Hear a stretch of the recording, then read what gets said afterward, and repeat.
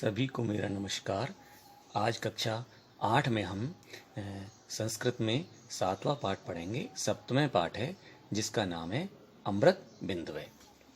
यानी हमारे संस्कृत में जो शिक्षा दी गई है कि हमें जीवन में अमृत के समान जो बूंद, यानी इसमें कहा गया है कि हमें हमेशा परोपकार करना चाहिए, दूसरों की भलाई करनी चाहिए, स्वार्थी नहीं बनना चाहिए। जैसे वृक्ष हमेशा दूसरों की भलाई के लिए फल देते हैं, छाया देते हैं, नदियाँ हमेशा स्वयं अपना जल नहीं पीती, दूसरों के लिए देती हैं, ऐसे हमें परोपकार करना चाहिए। हमेशा हमें सच बोलना चाहिए, झूठ नहीं बोलना चाहिए, और विद्या चाहने वाले को सुख का त्याग कर देना चाहिए, सुख चाहने वाले को विद्या का त्याग कर देना चाहिए। इस प्रकार से हमें यहाँ श्लोक दिए गए हैं। यहाँ हमारे को 6 श्लोक दिए गए हैं। अभी हम पहले भाग में 3 श्लोकों का अध्ययन करेंगे और उसके बाद हम सेकंड पार्ट में आगे के 3 श्लोकों का अध्ययन करेंगे। अभी मैं इस श्लोकों को ध्यान से पढ़ रहा हूँ, सभी छात्र ध्यान से सुनेंगे। पहला श्लोक है, पिबन्ति नद्या स्वयमेव न अम्बे स्वयं न खादन्ति फलानि वृक्षा न आदन्ति सस्यं खलु वारिवाह परोपकाराय सतां विभूतिः। इसमें कहा गया है कि पिबन्ति नद्या स्वयं न अम्बे, यानी नद्य स्वयं अम्भ न पिबन्ति, यानी नदियाँ स्वयं अपना अम्भे माने जल, न माने नहीं, पिबन्ति माने पीती हैं।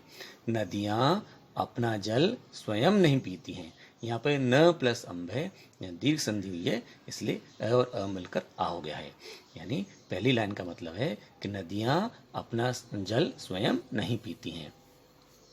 वृक्षा स्वयं फलानि न खादन्ति, वृक्ष स्वयं अपने फल नहीं खाते हैं, यानी वृक्षों के फल दूसरों के लिए होते हैं। वारिवाह खलु सस्यम न आदन्ति, वारिवाह का मतलब होता है बादल, मेघ अपने द्वारा उगाए गए अनाज को स्वयं नहीं खाते। मेघ वर्षा करते हैं जिससे खेतों में अनाज पैदा होता है, तो मेघ अपने द्वारा उगाए गए अनाज को कभी नहीं खाते। सताम विभूतिय परोपकाराय, यानी भवती सज्जनों की संपत्तियां, सताम माने सज्जनों की, विभूतियां माने संपत्तियां, परोपकाराय भवती परोपकार के लिए ही होती हैं। सज्जनों की जो संपत्ति होती है दूसरों की भलाई के लिए होती है। एक बार और सुने, नद्य स्वयं अम्भे न पिबन्ति, नदियाँ अपना जल स्वयं नहीं खाती हैं। वृक्षा स्वयं फलानि न खादन्ति, वृक्ष अपने फल स्वयं नहीं खाते हैं, उनके फल दूसरों के लिए होते हैं। और वारिवाह सस्यम खलु न आदन्ति, वारिवाह मतलब जो बादल हैं अपने द्वारा उगाए गए अनाज को स्वयं नहीं खाते। और सताम विभूतिय परोपकाराय भवति, सज्जनों की संपत्तियां परोपकार के लिए ही होती हैं। इसमें जो कर्तृपद और क्रियापद भी बता देता हूँ। जैसे पहली लाइन में नद्य, यहाँ पे कर्तृपद है यानी कर्ता है, और पिबन्ति क्रिया है। पिबन्ति में पिब धातु है, लट लकार प्रथम पुरुष एक वचन। कर्ता जो काम को करने वाला होता है और जो क्रिया हो रही है वो क्रियापद होता है। दूसरी लाइन में वृक्षा कर्तृपद है और खादन्ति क्रियापद है। और थर्ड लाइन में वारिवाह का पर्यायवाची है मेघ और आदन्ति क्रियापद है। दूसरा श्लोक ध्यान से सुने, सत्यम ब्रूयात् प्रियम ब्रूयात् न ब्रूयात् सत्यम अप्रियम प्रियम च न अनतम ब्रूयात्, ऐसे सनातन धर्म है। यानी सत्यम ब्रूयात्, हमें हमेशा सच बोलना चाहिए। प्रियम ब्रूयात्, प्रियम बोलना चाहिए, प्रिय मतलब प्रिय बोलना चाहिए। न ब्रूयात् सत्यम अप्रियम, अप्रिय सत्य कभी नहीं बोलना चाहिए, जो दूसरों को अच्छा नहीं लगे ऐसा सच नहीं बोलना चाहिए। प्रियम च न अनतम ब्रूयात्, और जो अनतम प्रियम, अनतम माने झूठ, हमें कभी भी नहीं बोलना चाहिए। अनतम का मतलब होता है झूठ, प्रिय झूठ यानी जो लोगों को अच्छा लगेगा लेकिन वो झूठ हो, ऐसा कभी नहीं बोलना चाहिए। ऐसे धर्म है सनातन, यही पुराना धर्म है। एक बार और सुने, सत्यम ब्रूयात्, हमें हमेशा सच बोलना चाहिए। प्रियम ब्रूयात्, हमेशा हमें प्रिय बोलना चाहिए। सत्यम प्रियम न ब्रूयात्, और अप्रिय सत्य जो दूसरों को बुरा लगे ऐसा सच नहीं बोलना चाहिए। प्रियम च न अनृतम ब्रूयात, और हमें जो झूठ है, जो लोगों को अच्छा लगे, ऐसा झूठ कभी नहीं बोलना चाहिए। ऐसे धर्म है सनातनम, यही पुराना धर्म है।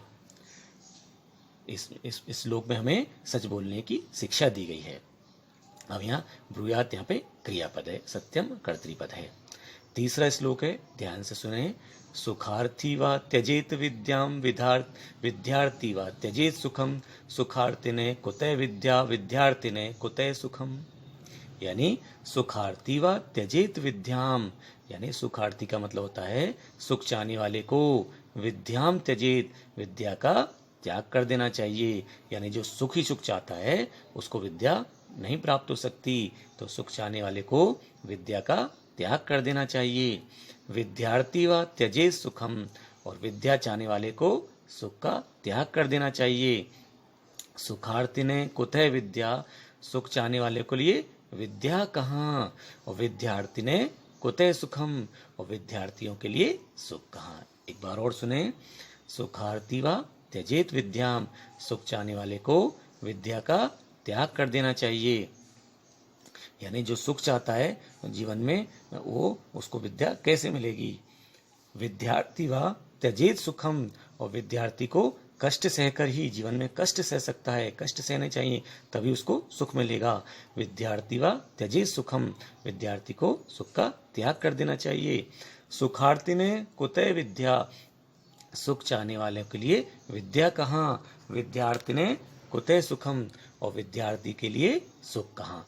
इस श्लोक में हमें कुछ प्रश्न में बता रहा हूँ। जैसे सुखार्थी यहाँ पे कर्तृपद है, सुखार्थी काम त्यजेत, तो यहाँ उत्तर आ जाएगा आपका विद्याम, और विद्यार्थी किम त्यजेत, इसमें आ जाएगा सुखम। यहाँ पे पहली लाइन में सुखार्थी कर्तृपद है और त्यजेत क्रियापद है, और दूसरी लाइन में विद्यार्थी कर्तृपद है, त्यजेत क्रियापद है। इस प्रकार हमने 3 श्लोकों का अध्ययन किया। सभी बच्चे ध्यान से इस श्लोकों को, वीडियो को देखेंगे, इसके अनुवाद को समझेंगे, इसमें जो मैंने कर्तृपद क्रियापद भी बताया है उसको समझेंगे, और मैं जो कार्यपत्रक दे रहा हूँ उसमें से प्रश्नों को समझ करके अपनी नोटबुक में करेंगे। धन्यवाद।